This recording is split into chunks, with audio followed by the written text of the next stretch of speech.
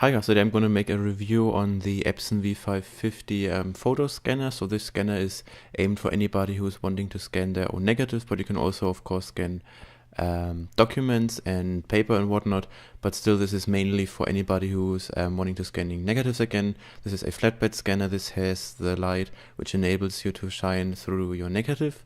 So if you take the scanner out of the box, you can see that you got a protection for the glass itself.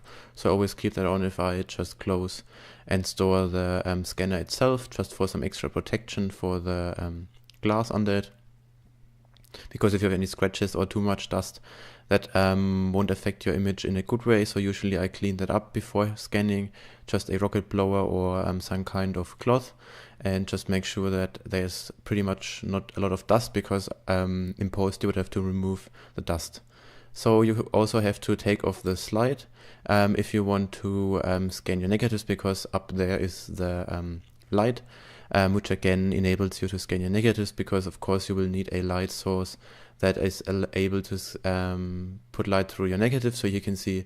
So this is pretty much a light which just slides, and then yeah, so you also have ABC and also the document size. If you want to scan documents, ABC is just for the negative carrier pretty much, and enables you to put your negative carrier at the right place, but we'll come into that pretty soon.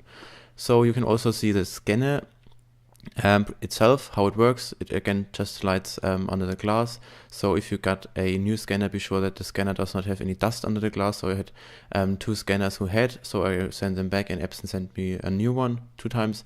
Here you can see the 120 film holder. This is just a plastic film holder for the film to be safe. This is the 35mm and the slide film. So you can put your slides, 4 of them, in here. You can also scan your negatives, of course. You can scan up to negative strips of, I think, 6 or 5, but I usually scan 5 or sometimes even 4. So you have the plastic slide, and that just clicks right in and holds the film in place. So that works pretty nicely and works fine.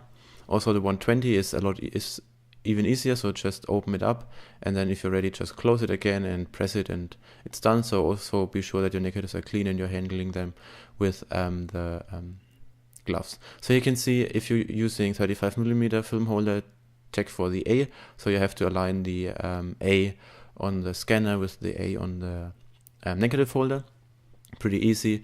And so this is how it looks if you have the negatives inside. The same goes for the 120, just replacing A with B, so align B on B, and then you are pretty much done. The scanner itself comes of course with a AC/DC adapter. Also you got a USB cable, so this scanner uses USB 2. You can also lock that USB port up, and yeah, that's pretty much what the scanner is all about. I'm just going to jump into the scanning software and give you a little more detail in how I scan, what I scan, and just what I would recommend. So using the Epson software is pretty easy. You just have to download it from the Epson site, or you can install it via the CD that it's included. So you just open up the Epson scanner after you have installed.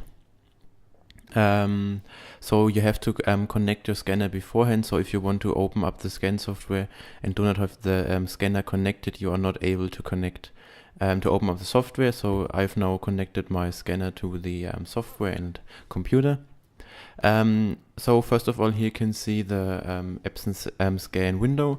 So you can do, of course, you can go into full auto. You can do the home mode, and you can do the office mode, and also you can do the professional mode. So the professional mode is the mode I primarily use for scanning negative. Office mode is usually for scanning your documents, but I don't use the Epson scanner for scanning my documents. So yeah, here you can see the software window again. I'm into professional mode now, and the Epson software is, in my opinion, pretty good. Does a pretty good job. Here you can select your name. I just got current settings. Then you can select your document type. So you can either do reflective or film. So in our case, if you're wanting to do film scanning, you select film. Then you have the option of positive, color, or black and white negative film. So I usually scan color in black and white, so just pick the according one. So in my case it would be color negative. Then if you want to scan color, I usually do 48-bit, which just gives me more dynamic range. If you are scanning black and white negative film, I scan 16-bit grayscale because 48-bit color would not make any sense, of course. And if I would scan positive film, I would also scan 48-bit color. So we'll just stay with color, but it doesn't really matter for the sense of purpose.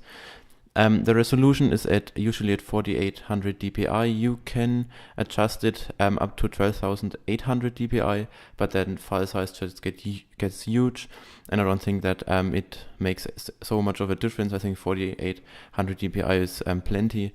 It outputs very large file sizes, and then also good scanning TIFF files, which I'm doing, but I will get into that later. So you can also do down here you can do adjustments, you can do histogram adjustments, you can also do tone corrections, you can also do image adjustments, and also color corrections. I usually don't do anything to the image besides doing a unsharp mask. So I take the unsharp mask and do medium, which just gives me a little bit more sharpness, and also that's what I pretty much do. You can do more stuff. You can do grain reduction, backlight controlling, whatnot. So now we're doing a preview scan. I have been putting in some black and white negative film.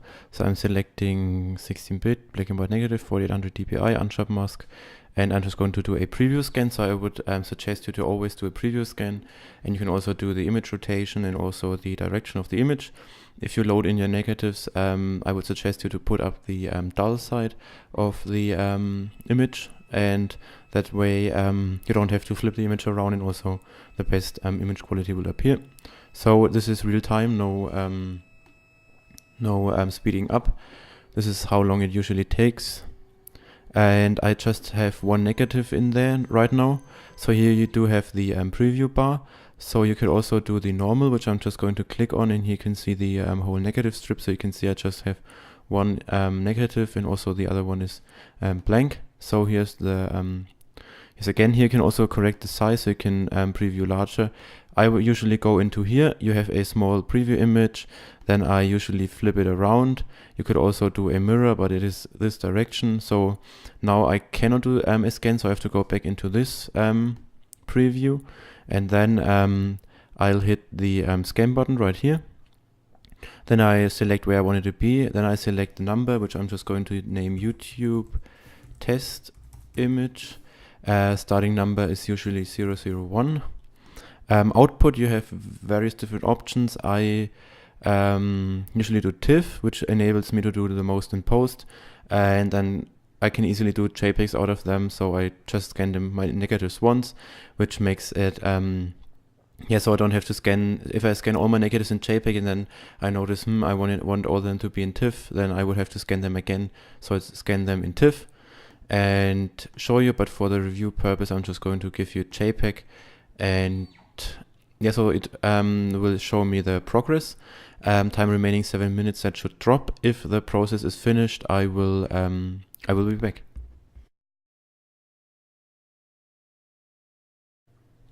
So now the image is scanned. There also is the preview still up, so we just close it. It will warn us, of course. And that is pretty much how the scanning works. So here we have the YouTube test image 001. So we can do that in full size.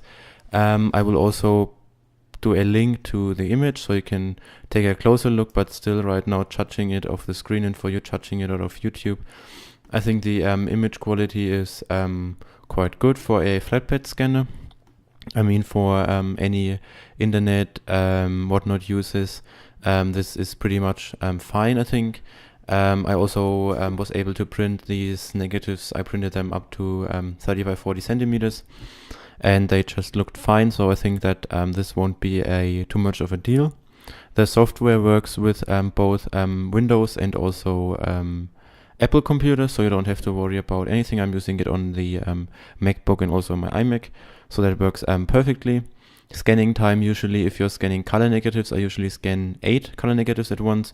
That usually takes about 15 to 20 minutes. And if you're scanning black and white negatives, it usually takes maybe about, I'm usually scanning 10 negatives at a time, black and white, and that usually takes around also 10 to 15 minutes, so it's a little bit faster scanning black and white negatives. If we take a look at the file size, here we have 4.2 megabytes for the JPEG. The TIFFs are usually a lot bigger, so you're looking at around, for a whole row, you're looking at around 3 to 5 gigabytes, which is pretty large. And the one file is around 100 megabytes or so. Yeah, but still, if I scan them once, and then I can easily jump around, and also hard drive space is not too expensive. So that's how I do it. Yeah, that's pretty much sums up the review of the Epson scanner. If you have any questions, feel free to comment down below. Also, the link to the scanner is down below, so if you would buy that over my link, that would help me out a lot. Thanks for watching, guys. I hope you may be able to scan your own negatives in the future. I also did a video on how to specifically scan your negatives, what to keep an eye on, and whatnot. So if you're interested,